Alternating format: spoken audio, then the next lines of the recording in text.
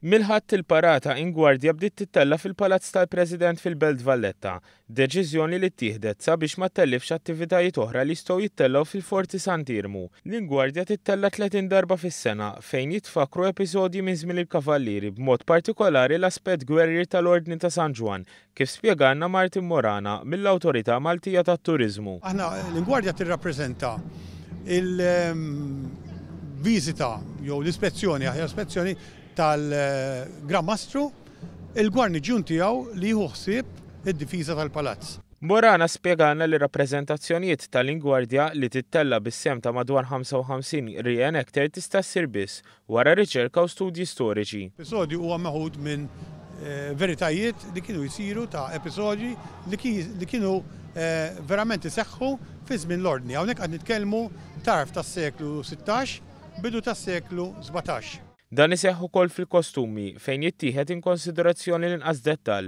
saħansitra anke ħjata.